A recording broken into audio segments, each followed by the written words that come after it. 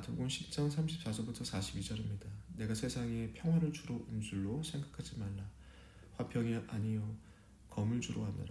내가 온 것은 사람이 그 아버지와 딸이 어머니와 며느리가 시어머니와 불화하게 하려 함이니 사람의 원수가 자기 집안 식구라. 아버지나 어머니를 나보다 더 사랑하는 자는 내게 합당하지 아니하고 아들이나 딸을 나보다 더 사랑하는 자도 내게 합당하지 아니하며 또 자기의 십자가를 지고 나를 따르지 않는 자도 내게 합당하지 아니하니라. 자기 목숨을 얻는 자는 잃을 것이요 나를 위하여 자기 목숨을 잃는 자는 얻으리라. 너희를 영접하는 자는 나를 영접하는 것이요 나를 영접하는 자는 나를 보내신 이를 영접하는 것이니 선지자의 이름으로 선지자를 영접하는 자는 선지자의 상을 받을 것이요 의인의 이름으로 의인을 영접하는 자는 의인의 상을 받을 것이요 또 누구든지 제자의 이름으로 이 작은 자 중 하나에게 냉수 한 그릇이라도 주는 자는 내가 진실로 너희에게 이르노니 그 사람이 결단코 상을 잃지 아니하리라 하시니라. 아멘. 오늘 본 말씀을 보시면 16절부터 이어지는 제자의 길에 대한 말씀입니다. 그 첫 번째로는 예수를 따르는 제자들은 고난과 핍박을 두려워하지 말라라고 교훈합니다. 왜냐하면 하나님 앞에 감추인 것이 다 드러날 것이고 밖에서는 몸을 죽이지만 영혼을 멸하시는 분을 두려워하라 라는 내용이 나오고 있죠. 그리고 32절부터 33절까지의 내용을 보시면요, 어떤 상황에서도 예수님의 제자들은 제자임을 시인해라 라고 말씀하십니다. 여기까지가 어떻게 보면 예수를 믿고 따를 때 외면적으로 즉시적으로 나타나는 제자의 길의 모습일 것입니다. 그리고 이어지는 34절부터의 내용을 보시면 예수를 따르는 제자들이 그 제자들이 내면에 담겨지는 제자의 길이 무엇인지에 대해서 설명하고 있습니다. 이것은 제자의 삶 가운데 점차적으로 주님을 알아가고 주님을 닮아가는 그 모습 가운데 나타난다라는 것을 주님께서 말씀하십니다. 그 내용들을 쭉 보시면 세 가지로 정리될 수 있습니다. 그 첫 번째로 뭐냐면 예수께서 오신 목적을 정확히 아는 자들이 제자이다 라고 말씀하십니다. 이 부분에 대한 내용들은 예수님이 공생의 3년 내내 제자들을 교훈했던 내용입니다. 그럼에도 불구하고 제자들은 자신의 욕망 때문에 그 의미를 쉽게 이해하지 못하고 받아들이지 못합니다. 예수께서 십자가에 죽임을 당하고 부활하는 모습까지 보일 때까지 헷갈려 했던 부분입니다. 그런데 예수께서는 항상 공생의 내내 34절과 같은 말씀을 하셨습니다. 34절 보시면요, 내가 세상에 화평을 주러 온 줄로 생각하지 말라. 화평이 아니라 검을 주러 왔노라. 내가 온 것은 사람이 그 아버지와 딸이 어머니와 며느리가 시어머니와 불화하게 하려 함이니 사람의 원수가 자기 집안 식구라라고 말씀하십니다.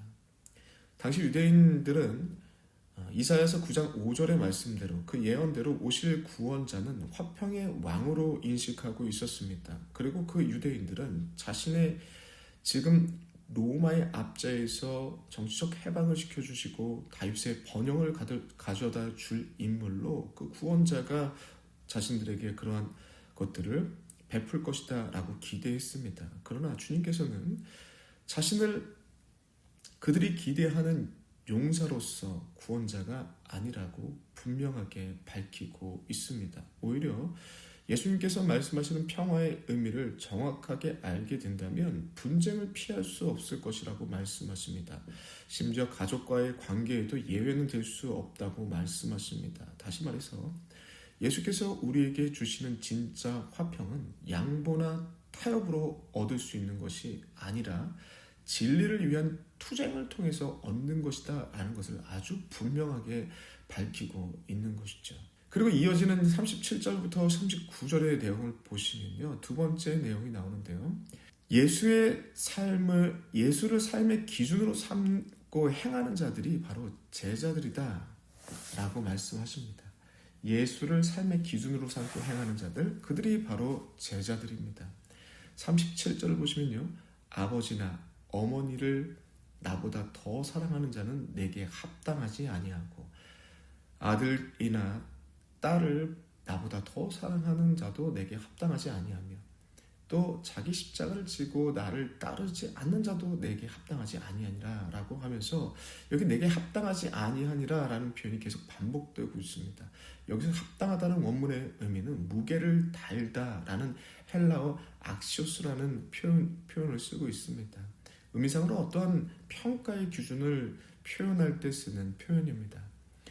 즉 제자들은 세상에서 우선순위의 기준을 가족으로 삼는 자들이 아니라 예수를 최우선으로 두고 삶의 기준을 삼는 자들이다 라는 것을 이 내게 합당하지 아니하고 라는 그 표현을 통해서 말하고 있는 것이죠. 일반적으로 세상에서 최우선 순위는 가족일 것입니다. 그리고 아들과 딸이겠죠. 특별히 부모들은 흔히 자기보다 아들과 딸을 더 귀하게 여깁니다. 그런데요, 제자들은요, 바로 그 자리에 예수님을 두는 자들이라고 주님께서 말씀하십니다.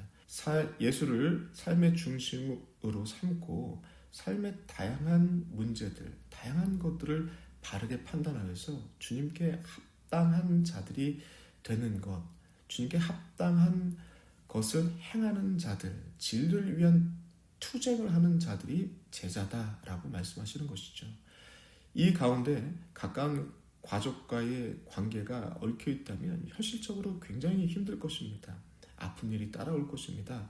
그러나 이 일이 참된 생명의 길을 알리는 이정표를 세우는 과정이라면 힘들어도 이 일은 반드시 해야 하는 주님께 합당한 일이 됩니다. 그러므로 제자는 예수를 인생의 최우선으로 하여 삶의 기준 삼고 가치 있는 일을 행하는 자, 그들이 바로 제자들이라는 것이죠. 이어지는 세 번째 내용은 주님께서 주시는 상을 기대하는 자들이 제자입니다. 39절부터 43절까지 나오는 내용입니다. 다소 역설적인 내용들이 나오고 있습니다. 39절을 보시면요, 자기 목숨을 위하여 이기적인 삶을 추구하는 자들은 결국 하나도 얻지 못할 것이다 라고 말씀하십니다. 그리고 나를 위하여, 주님을 위하여서 자신의 목숨을 잃는 자는 결국 영원하고 풍성한 것들, 하나님의 나라를 소유하게 될 것이라고 말씀합니다. 바로 이 하늘의 상을 바라보고 나아가는 자들이 바로 제자들이라는 것이죠. 그리고 40절부터 42절을 보시면 그런 하늘의 상을 바라보고 살아가는 제자들의 모습이 나옵니다.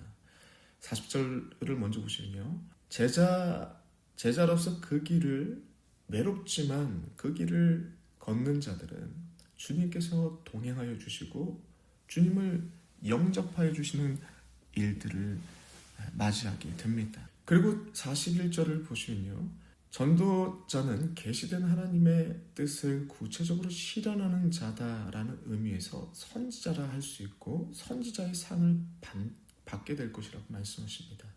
그리고 또한 전도자는 하나님의 말씀을 전파하는 자들이기 때문에 의인이라고 할 수 있고 의인의 상을 받을 것이라고 말씀합니다. 결국 42절에 제자들은 세상의 상과 인정이 아니라 주님께서 주시는 상을 기대하며 살아가는 자들이 바로 제자라는 것입니다. 정리하자면 주님의 제자라고 하는 사람들은 겉으로 드러나는 내면, 핍박을 두려워하지 않고 그리고 어느 때나 하나님을 시인하는 그런 모습뿐만 아니라 내면의 모습까지도 바르게 서 있는 자들이 바로 제자들입니다. 그 내면의 모습 세 가지는 예수님께서 오신 목적을 정확하게 아는 자들입니다. 그리고 예수님을 삶의 기준으로 삼고 행하는 자들이 제자들입니다. 그리고 세 번째로는 주님께서 주시는 상을 기대하며 전도자로 살아가는 것이 제자들이라는 것을 잊지 마시기 바랍니다. 이 과정은 시간이 조금 걸릴 수 있습니다. 그러나 반복되는 주님과 동행함의 경험을 통하여서 하나님의 귀한 제자의 모습이 나타나게 될 것입니다. 이 귀한 제자의 모습을 붙잡고 이 땅을 능력 있게 복음 전파자로 살아가시는 주의 백성 되시길 간절히 소망합니다. 기도하겠습니다. 하나님 너무나도 감사합니다. 하나님의 귀하신 말씀을 통하여서 제자의 길, 제자의 도가 무엇인지 살폈습니다. 하나님, 겉으로 드러나는 제자의 모습뿐만 아니라 하나님의 오신 분명한 목적과 예수를 나의 삶의 기준 삼고 하늘의 상을 바라보며 달려나가는 하나님의 백성들 주님의 제자가 되게 하여 주시옵소서. 예수님의 이름으로 기도되옵나이다. 아멘.